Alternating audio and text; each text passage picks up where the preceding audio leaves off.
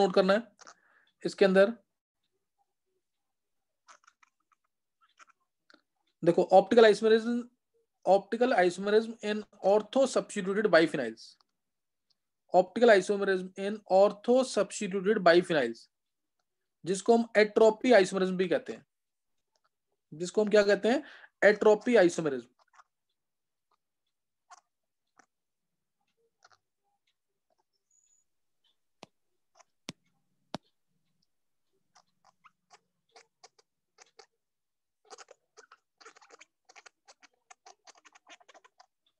Optical isomerism in ortho substituted biphenyls, optical isomerism in ortho substituted biphenyls, this is also known as atropisomerism, इसको atropisomerism भी कहते हैं। देखो जैसे ortho substituted biphenyls, जैसे ये लिया मैंने एक,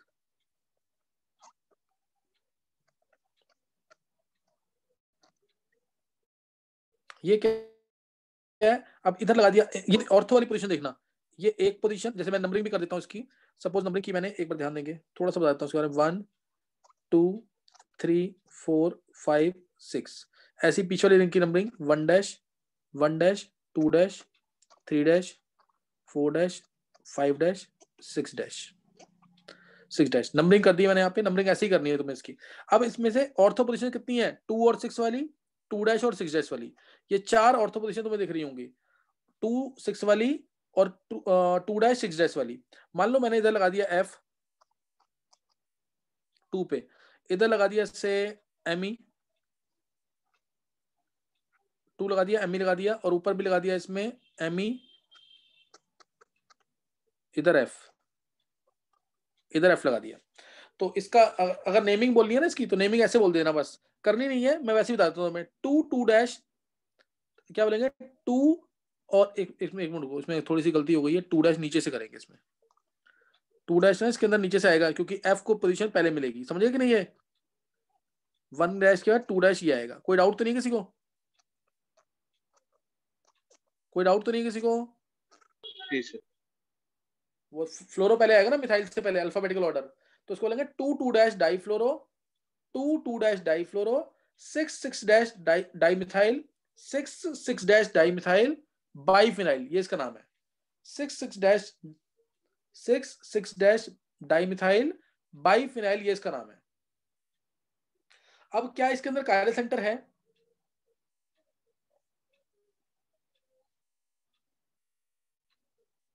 क्या इसके अंदर कायरल सेंटर है?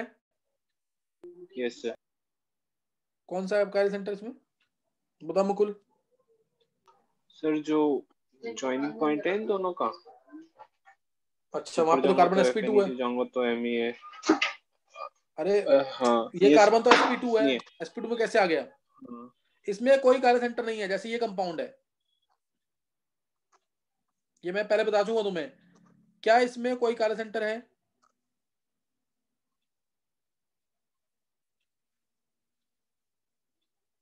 No sir. नहीं ना, ये भी, ये क्या बाईसाइक्लो, या कोई भी कंपाउंड ले लो ऐसा, इस टाइप का कोई भी कंपाउंड ले लो तुम इसमें, Cl ये लगा दिया। अब मैंने इसमें बोला यहाँ D लगा दो, मैंने बोला पहले वाले में ऑप्टिकल आइसोमेरिज्म होगी कि नहीं, पहले वाले में सर नहीं होगी। नहीं होगी ऑप्टिकल आइसोमेरिज्म, क्यों, किसने बोला ये? सर इस फर्स्ट वाले कंपाउंड की बात कर रहा हूं मैं भी, ऑप्टिकल होगी कि नहीं? सर सिमेट्री है इसमें। सिमेट्री है, ये किसने दिया आंसर? सर कुणाल। कुणाल नहीं, तेरा गलत है बिल्कुल। देखो यहाँ पे मैंने तुम्हें बताया था पिछली बार भी, और हो चुका है क्वेश्चन, यस इस सर कार्बन के ऑप्टिकल। अंदर और इस कार्बन, इन दोनों को क्या मानना है, 2 डबल बॉन्ड, और एंड्स क्या है, डिफरेंट। एंड्स डिफरेंट कैसे हैं कि दोनों Cl नहीं है या दोनों H नहीं है, ध्यान आया कुणाल कुछ की नहीं? 2 डबल बॉन्ड एक साथ तो क्या होता है, ऑप्टिकल, और 3 डबल बॉन्ड एक साथ ज्योमेट्रिकल। 2 4 6 8, अगर ऐसे रिंग है एक साथ तो होगी ऑप्टिकल।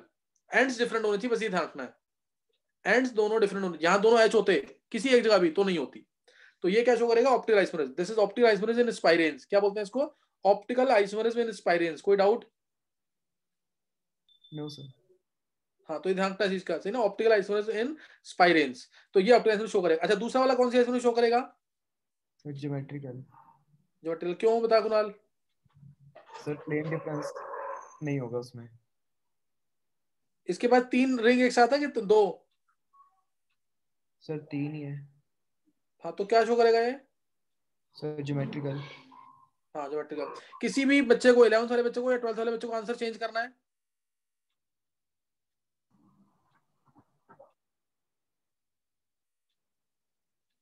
अब देखो ध्यान दो, ये वाला शो करेगा ओ आई और ये शो करेगा दोनों ओ आई प्लस जी आई। समझ आ गया कि नहीं? नहीं समझ आया अब भी कुणाल? ये नहीं रहा कायरल सेंटर जो ऊपर डी लगा हुआ है?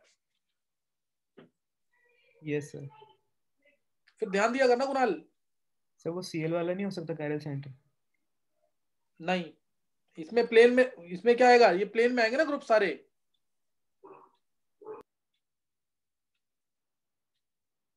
कॉर्नर वाले बात देख, इसको देख यहाँ पे। Okay sir. तो ये ध्यान रखना इसके अंदर। अच्छा, एक तो ये ये ऊपर वाला कंपाउंड, जब मैं ऊपर वाले कंपाउंड, ये कंपाउंड ऐसे हैं जिनमें कार्य सेंटर नहीं है फिर भी ऑप्टिकल शो कर सकते हैं।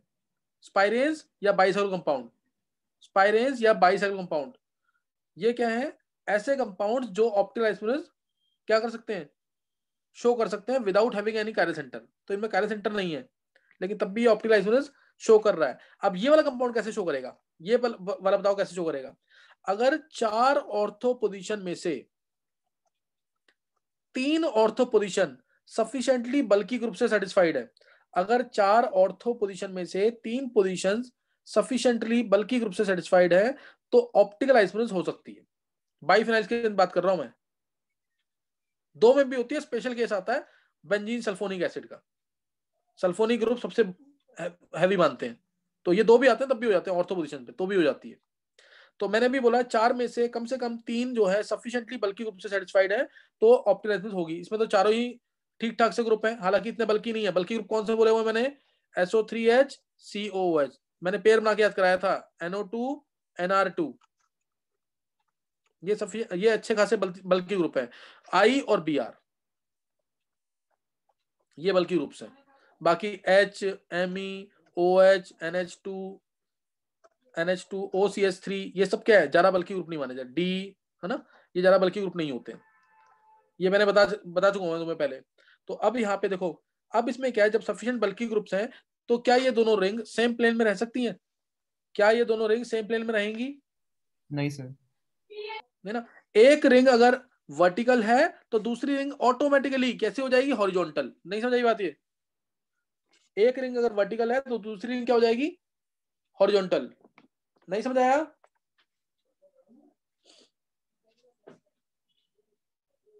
बोलो समझ आ गया कि नहीं? ये यस सर।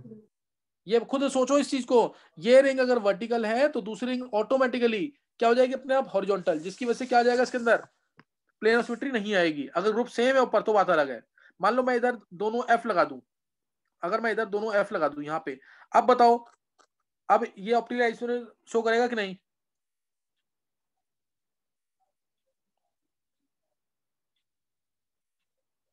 इस रिंग को मानो प्लेन में है, इस रिंग को जब काट रहे हैं तो प्लेन में है, ये रिंग हॉरिजॉन्टल रही होगी, हॉरिजॉन्टल रही होगी तो ये तो पूरी कट जाएगी, ये रिंग पूरी कट जाएगी, आधी ऊपर आधी नीचे। ये वाली रिंग कैसी होगी, एफ ऊपर आएगा एफ नीचे, अगर ये हॉरिजॉन्टल है तो। नहीं समझे?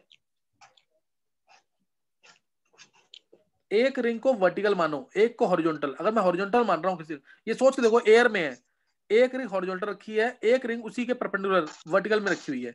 जब मैं प्लेन को लेते हुए काटूंगा, प्लेन को लेते हुए काटूंगा तो एक रिंग तो आधी आधी आधी ऊपर आएगी और आधी नीचे आएगी। ये वाली रिंग, दूसरी रिंग जो है इसमें एफ ऊपर दिखेगा एफ नीचे दिखेगा, तो पीओएस दिख जाएगा ना इसमें। इसलिए किसी भी एक रिंग पे दो ऑर्थो पोजीशन पे, किसी भी एक रिंग के दोनों ऑर्थो पोजीशन पे अगर ग्रुप सेम है तो ऑप्टिकल नहीं होगी। समझिए कि नहीं? तो ऑप्टिकल नहीं होगी। कोई डाउट? कोई डाउट किसी को?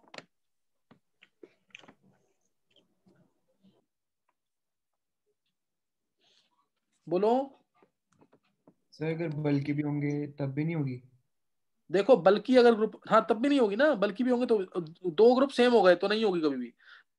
ये तू क्या नाम है कुणाल, एक बार तू सोच के देख, एक रिंग वर्टिकल रखी हुई है ऐसे,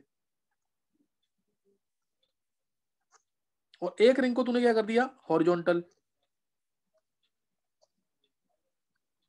समझा कि नहीं? जब तू वर्टिकल वाली को काटेगा, या एक प्लेन में है बोर्ड के, और एक क्या है वर्टिकल बाहर की तरफ आ रही है, आधी अंदर है आधी बाहर है, जब तू काटेगा इसको तो फिर इसका जो एफ एफ है ये तो पूरी कट जाएगी जो जो बोर्ड के अंदर है। नहीं सोच पा रहा है इसको? यस सर, ये तो हो जाएगा। हाँ फिर ये तो ये इसका तो हाफ ये पूरी कट गई, और इसका एफ ऊपर आएगा एफ नीचे आएगा इस रिंग का। इसीलिए किसी भी एक ग्रुप में किसी भी दो ऑर्थो पोजीशन में सेम ग्रुप नहीं होने चाहिए एक रिंग के। इसको बॉन्ड बनाना था बीच में, एक बीच में बॉन्ड रहेगा, ये वाला मैंने बॉन्ड दिखाया नहीं है बीच में, यहाँ पे बीच में बॉन्ड रहेगा। ये मैं शो नहीं कर पा रहा हूँ उसको, लेकिन समझ आ रहा है कुछ क्या बोल रहा हूँ मैं? यहाँ पे जैसे ME है, यहाँ पे मान लो OHB है, तो ये रिंग क्या होगा, पूरी कट गई, ये वाली रिंग जो है पूरी कट जाएगी प्लेन से, तो आधा ME ऊपर आधा ME नीचे, इसलिए मिरर इमेज की तरह ही होगा। और इसमें क्या होगा, ये रिंग जो है एक पॉइंट से जाएगी बिल्कुल, ताकि एफ ऊपर दिखे एफ नीचे दिखे। इसीलिए मैं बोल रहा हूँ किसी भी एक रिंग पे ऑर्थो पे अगर सेम ग्रुप्स आ जाते हैं, एक रिंग के दोनों ऑर्थो पे सेम ग्रुप्स हैं, तो ऑप्टिकल आइसोमेरिज्म कभी नहीं होगी। सर अगर लेकिन हम सफिशिएंट एफ बल्कि और ग्रुप आ जाते हैं, अगर मान लो ग्रुप नहीं होते, अगर ग्रुप नहीं होता कोई भी, ध्यान देना,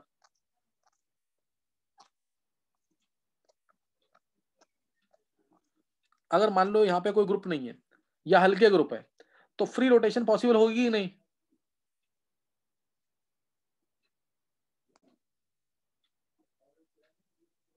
यस सर, हो जाएगी। हाँ, फ्री रोटेशन पॉसिबल होगी, ये पूरा घूम जाएगा, ये रिंग पूरी घूम जाएगी, तो किसी एक इंस्टेंट पे प्लेन ऑफ सिमेट्री आएगी इसमें कि नहीं, जब दोनों रिंग सेम प्लेन में होंगी। Yes sir. अब अगर मैंने लगा दिया बड़े बड़े ग्रुप यहाँ पे, मान लो लगा दिया COOH NO2 COOH NO2, अब free rotation around this single bond will be hindered, no free rotation. समझ गया कि नहीं? ये क्या फ्री रोटेशन होगी अब इसमें? No sir. समझे कि नहीं? अब तो फ्री रोटेशन होगी नहीं इसके अराउंड। जब फ्री रोटेशन नहीं होगी तो इसका मतलब एक रिंग वर्टिकल है तो एक रिंग हॉरिजॉन्टल है। समझे कि नहीं? Yes sir. और अगर मैंने यहाँ पे सेम ग्रुप लगा दिए दो, किसी भी एक रिंग पे दो, या मान लो यहाँ पे भी NO2 लगा दिया, तो अब इसमें ऑप्टिकल होगी कि नहीं? सर नहीं होगी। समझ आ रहा है कुछ नहीं है? नहीं समझ आया? आगे सर। Yes sir. तो यही चीज है, यही this is optical isomerism in ortho substituted biphenyls. ये क्या है? Optical isomerism in ortho substituted biphenyls. दो ग्रुप एक रिंग पे सेम नहीं होने चाहिए, दो ग्रुप एक रिंग पे सेम नहीं होने चाहिए। इसमें होगी कि नहीं? जैसे मान लो मैंने अगर एक ग्रुप ही हटा दिया यहां से, इसमें होगी कि नहीं? सर होगी इसमें। हाँ, क्यों होगी? सर एटलीस्ट 3 बल्कि ग्रुप्स हैं इनमें। हाँ, एटलीस्ट 3 ग्रुप्स हैं। बस एक्सेप्शनल केस ये है जब SO3 आ जाता है, SO3 आ जाएगा तो उस केस में दो से भी हो जाती है। समझे कि नहीं? ये एक्सेप्शनल केस है, बस इसमें दो पे भी हो जाएगी। सर हमने सिर्फ ऑर्थो के लिया है क्योंकि मतलब ऑर्थो में तो ग्रुप पास आएंगे। हाँ सर, पास तो आएंगे वैसे कि ऑप्टिकली अगर अगर हमने ऑर्थो पे तो लगा रखे हैं सिर्फ उसके लिए रिंग पे हाँ। वो करने के लिए, अगर हम पैरा पे लगा दें हम्म। प्लेन ऑफ सिमेट्री हटाने के लिए तो भी हो सकता है ना। देख, अगर वो उस केस में मैं क्या करूंगा, अगर तू पैरा पे लगाएगा तो मैं उस रिंग को पूरा काटूंगा, दूसरी रिंग से चेक करूंगा ऑप्टिकल एक्टिविटी। अगर तू किसी एक रिंग के पैरा पे लगा देता है तो मैं इस रिंग को पूरा काट दूंगा, तो उसका PS हो गया ना, उसी के प्लेन में लेते हुए काटूंगा। तो समझा कि मतलब नहीं? दो रिंग पे तो लगा यही दें लाइन है, when at least 3 of the 4 ortho positions are occupied by sufficiently bulky groups, then free rotation about single bond is no longer possible.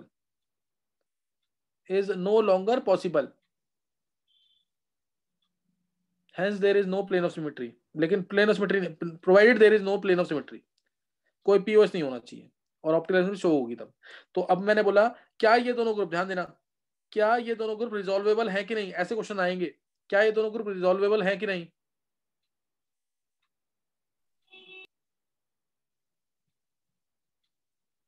बोलो, क्या ये दोनों ग्रुप रिजॉल्वेबल है कि नहीं?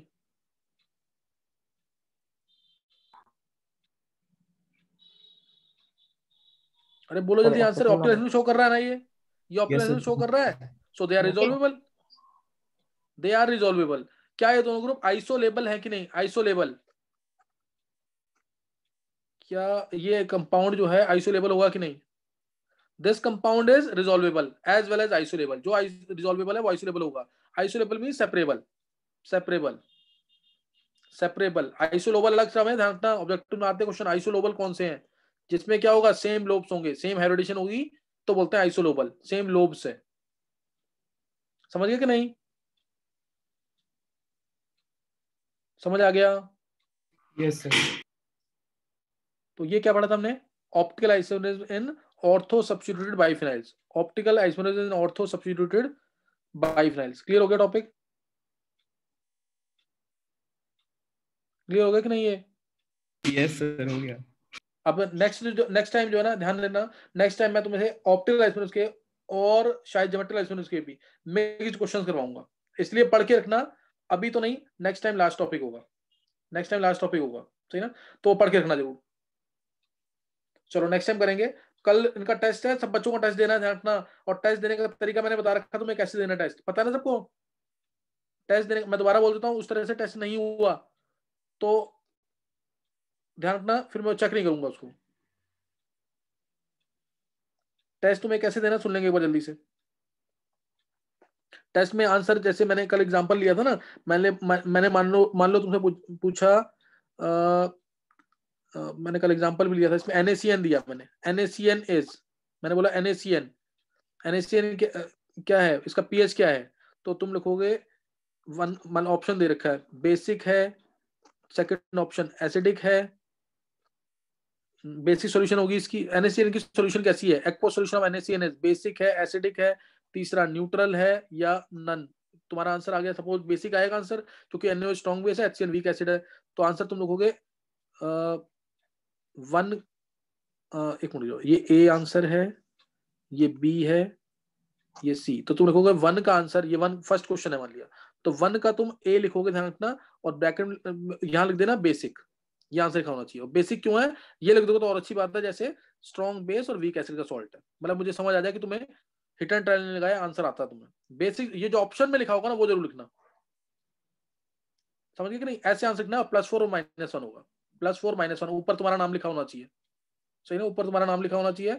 और 20 मिनट का टाइम लेगा, 20 मिनट के अंदर पेपर भेजना तुम्हें मेरे पास, मैं भेजूंगा 11th के और 12th के ग्रुप्स पे, क्वेश्चन पेपर 11th और 12th में भेज दूंगा मैं, और तुम्हें जो आंसर भेजना मेरे को वो इंडिविजुअली भेजना मेरे नंबर पे, अलग अलग सबका आना चाहिए 20 मिनट के अंदर। और टेस्ट बहुत सीरियसली लेना, अभी टेस्ट है फ्राइडे कल, उसके बाद मैं लूंगा नेक्स्ट टेस्ट वेडनेसडे को, हो सकता फिर फ्राइडे को लूंगा, फ्राइडे वेडनेसडे फ्राइडे इस तरफ से टेस्ट चलेंगे, हर एक टेस्ट को सीरियसली लेना बहुत। Okay thanks.